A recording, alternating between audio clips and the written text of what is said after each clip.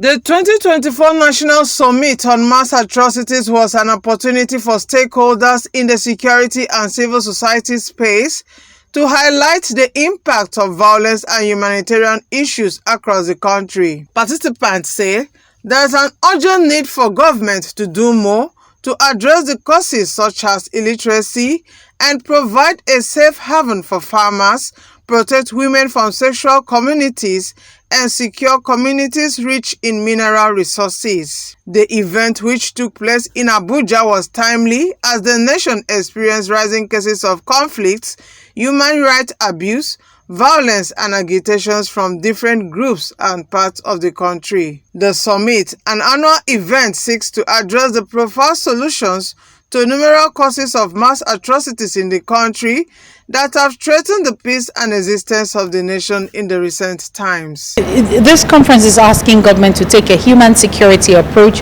rather than just state security. Human security is what makes people feel secure within their own state and also helps to prevent or reduce the incidences that result in the type of atrocious killings that we're talking about. We're advocating that we reduce the number of out-of-school children in Nigeria. Currently, Nigeria has the highest number of out-of-school children in the world. More than 20 million children are out of school in Nigeria as a country.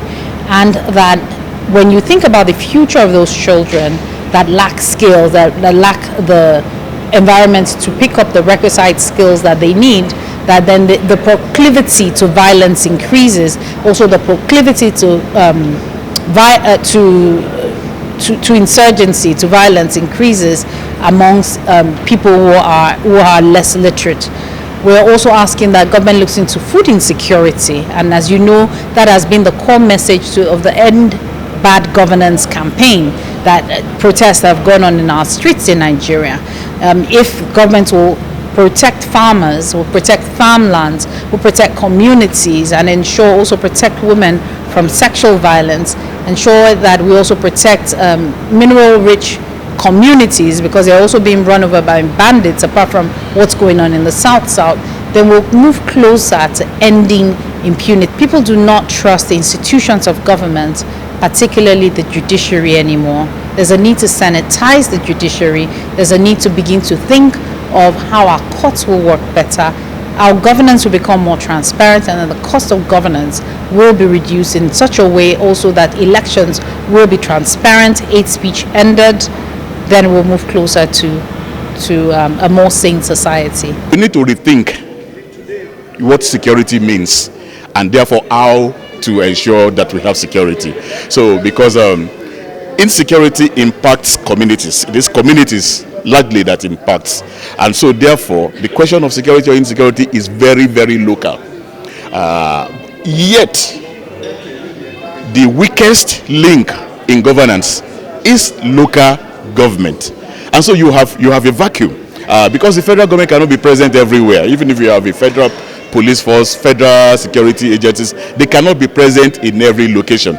And so when you have a very weak local governance system and community governance institutions, then it's very difficult to actually ensure that citizens are protected and that the state can play its role in their protection. So the state is not doing enough, and the state cannot do enough in the given context because of the way that the state is structured. What are the drivers of insecurity? Poverty, misery, exclusion, people feeling very powerless, and people have argued that poverty alone does not lead to insecurity or violence.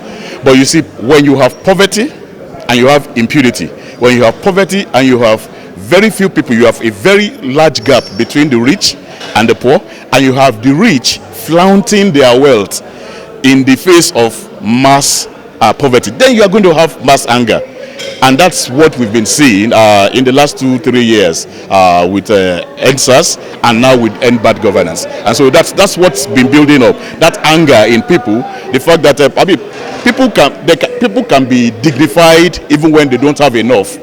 But when they don't have enough and they see people who are actually, looks like they are playing around with money and with resources, and resources that they know ought to be theirs, and then so you have anger. So you need to tackle that end of governance in terms of how do we ensure that people get the basic needs, shelter, that's housing, health, education, food, and then they have a means of livelihood, and then they can leave their homes to the place of their livelihood and come back home. That is transportation. If you deal with those basic needs and provide the infrastructure for those basic needs, people are not really asking for much. When it comes to enforcing the law, some of our judges too presently do not do strictly what the law prescribes. A whole lot of some of our judges, you find them, instead of the ultimate punishment that the law had prescribed for sexual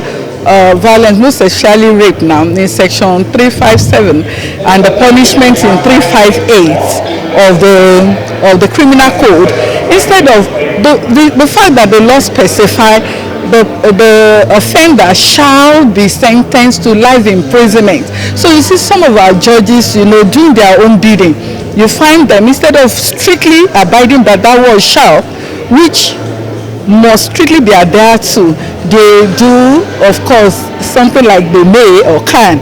So you find them, instead of sentencing the person to life imprisonment, they do their own bidding by sentencing to 4 years imprisonment, 5 years imprisonment, for some 2 years imprisonment.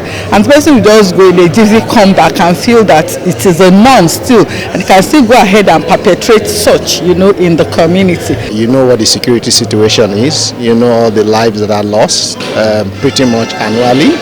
And rather than